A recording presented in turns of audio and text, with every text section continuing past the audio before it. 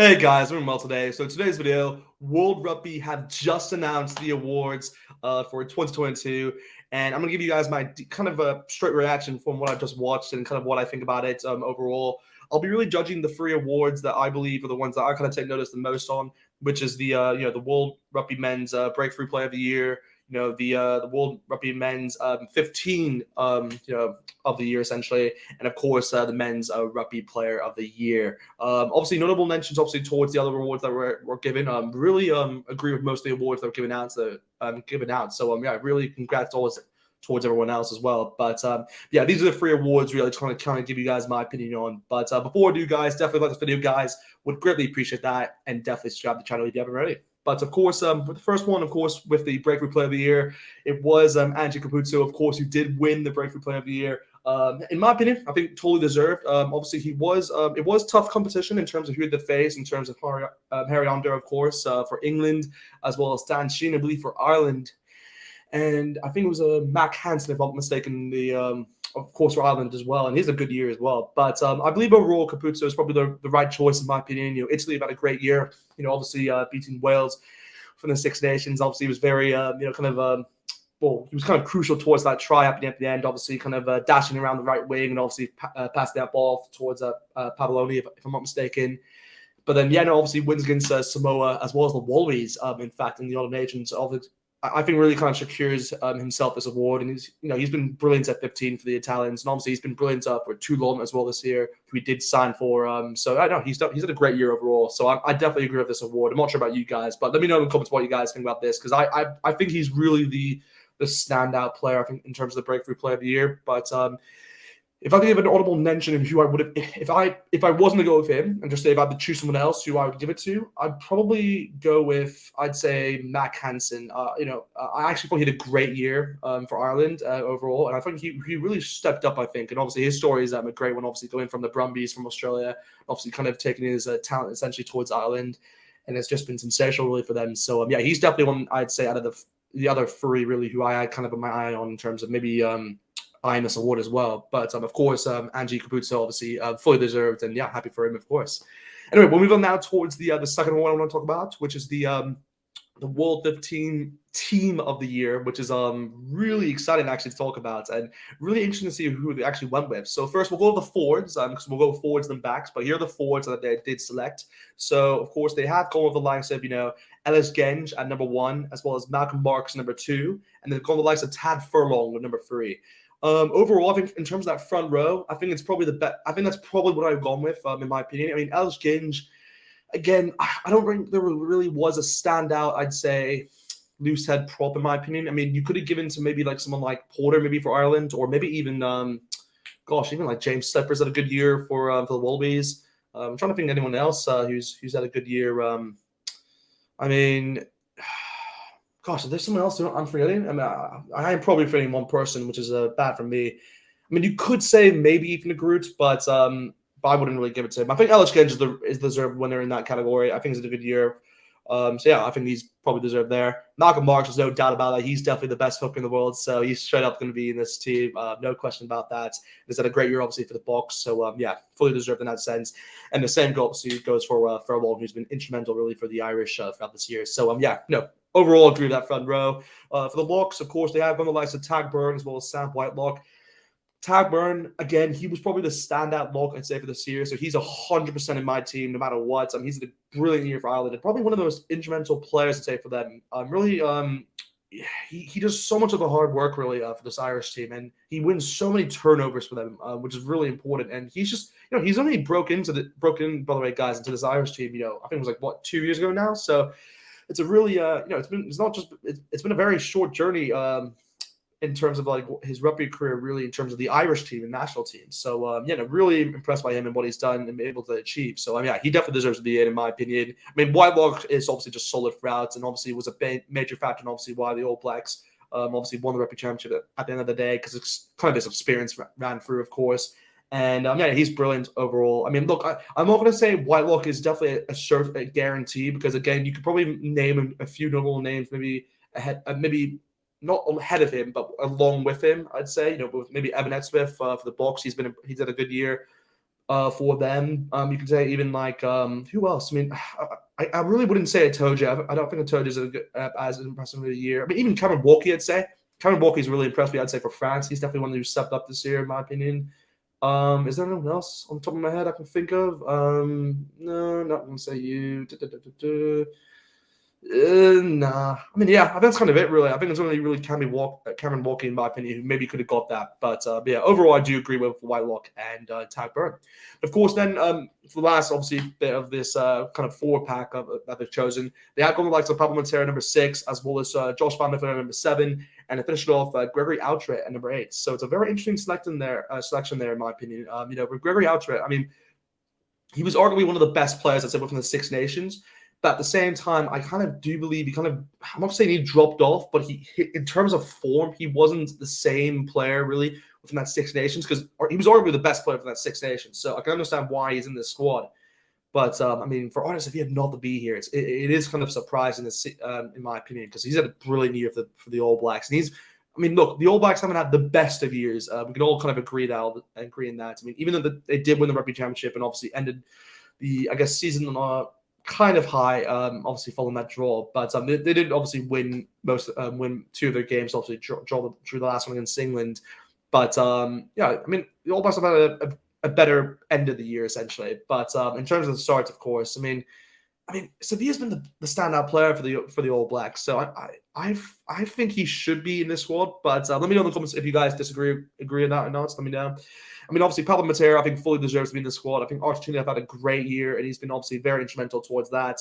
Obviously, they did very well within the July internationals to start off. Obviously, winning 2-1 against Scotland, so that was a big result for them. Obviously, getting wins against I believe the Wallabies at home, the All Blacks away, and yeah, it's just he's just so important towards his team. So he definitely deserves to be in this team, in my opinion. And of course, Josh Van der Voort, there's no doubt about him. He just had to be in this team. He was just sensational, really, throughout this whole year, and he was definitely Ireland's best player, in my opinion, hands down. So, yeah, he definitely had to be in the squad no matter what. Of course, move on then towards the backs that they did select. So here are the backs they have gone with.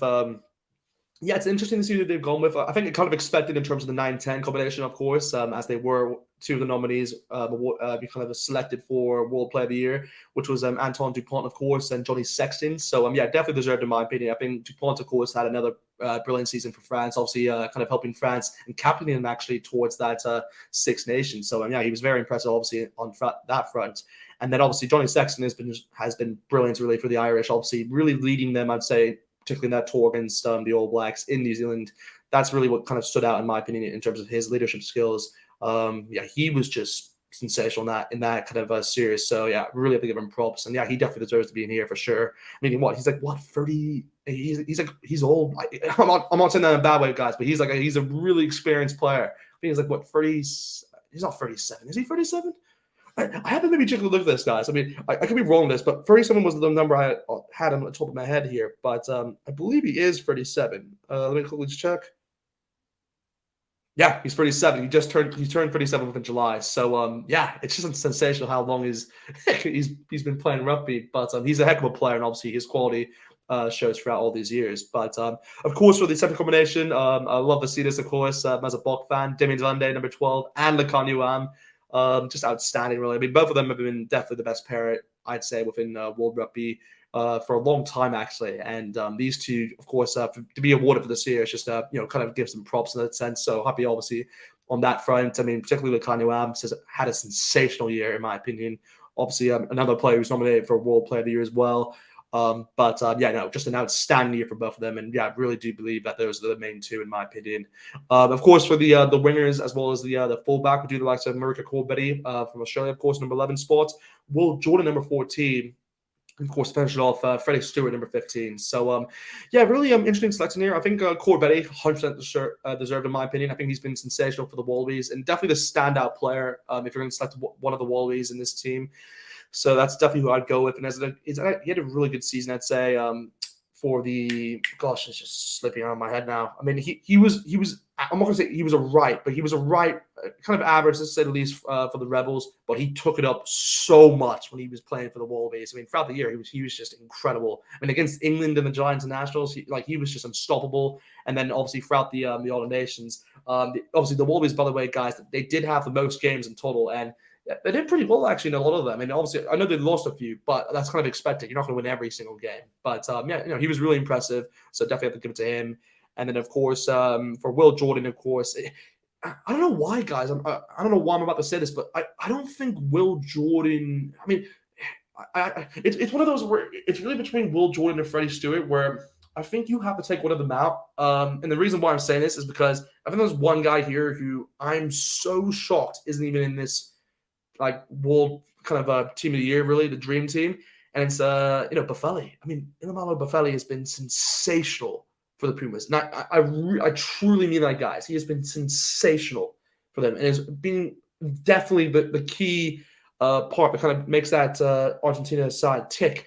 And he's been sensational for them. I mean, he literally won them that series against Scotland, in my opinion, and obviously won them both games against, particularly that game against the All Blacks in New Zealand. It's the first time in history that ever the Pumas have done that. So, and he was literally the main part of that. So, I'm really surprised to say that he hasn't been selected because I thought he's been brilliant throughout this whole year. I mean, again, I don't know too much about what he's done within in terms of Edinburgh. As I haven't been able to kind of keep track of his games in terms of that front, but I still expect him to do. I would assume he did pretty well on that front. So I'm really surprised that he hasn't been selected overall, guys, because he's someone who I would truly believe. I mean, he arguably could have been up there for Player of the Year, in my opinion. I'm dead serious, guys. He was definitely in the conversation, I think, at one point. So I'm really surprised he's actually not even in this team of the year, in all honesty, guys. But I'm not going to obviously shy away from Will Jordan and Freddie Stewart not being, on it, deserved of not being in here, because they definitely deserve to be here, of course. Will Jordan had a great year, obviously, for the Crusaders, winning another Super Rugby title with them. And yeah, kind of, God, I mean, that was a tough one to take, obviously, against the Blues in that final. But of course, Freddie Stewart as well has had a good year, obviously, winning that series in down under in Australia, obviously beating them 2-1. And he was obviously crucial towards that success. And then obviously you do have kind of him doing well, obviously, across the All Nations. I mean, particularly against Japan, as well as the All Blacks in that last game. I mean, it's one of those where I understand why he's been selected, but I don't know. I just feel like Buffelli is the one where I'm just so surprised he hasn't been selected here, guys. I'm really shocked. I mean, let me know in the comments below what you guys think, but I think that's really the notable name, in my opinion, as well as Artis Villa. In terms of Artis Villa is really the one for the forward to say is the notable name who has been selected. That's like Buffelli is the one for the backs, in my opinion. But let me know, obviously, in the comments if you guys think there's other players as well. But anyway, we'll move on now from the team of the year. We'll finish off with the kind of the player of the year. But yeah, here is the player of the year right here, guys. This is the one. Josh Van der Fleer. What a year he's had, guys. I mean, he's been really good to watch. And I mean, particularly that series against the All Blacks. And I'll keep mentioning it, but he was he was a machine in that series, and he won so many turnovers, and he was just so crucial towards Ireland's success in those 3 games. And obviously he got a try for himself. I think 2 tries maybe throughout the whole series. So yeah, he was just sensational. Of course, for Leinster, he's been obviously good in that sense throughout his club career for this year. But then, of course, moving on towards the All Nations, he was crucial towards both. Well, a lot of these wins, particularly against the Box, I'd say is the notable one. He was brilliant in that game. Really kind of cancelled out, I'd say, a lot of the Box players in terms of loose forward positions. And yeah, he's been brilliant, and I'm really excited to see what obviously he can bring towards the World Cup next year in France, because it's going to be a really tight competition, I'd say, for Ireland, because again, they're in a situation where they can be world ranking number 1 at the end of the day, but it really matters on what they do within the tournament, within the Rugby World Cup. And of course, we all know that Ireland last year, they were ranked at number 1 in the world, obviously going into the World Cup, and then they obviously didn't get they did get past the group stage, but it was just one of those kind of tournaments where I wouldn't really look back at, because it wasn't really I guess the full package and what you kind of believe in this Ireland team and what we can see now. So hopefully they have a better year, of course, next year, because I'm really think they can actually shock a lot of people, I'd say. But yeah, anyway, I'm gonna leave it there, guys. Yeah, look, this I really do enjoy these videos, guys. So definitely click that like button, guys. We really appreciate that. And definitely subscribe to the channel, guys, if you haven't already. But other than that, guys, let me know in the comments, by the way, what you guys think about these awards. If you guys believe they were obviously deserved or not, let me know in the comments, because I will reply, of course. But other than that, guys, I'll leave it to you. Have a good day, and yeah, I'll see you guys next time. Hey, Bill, I'm in the mood for a switch up. I hit the function, hit the rose till I hiccup. I hit the stage and leave with money that's a sticker. She picture perfect, so I told her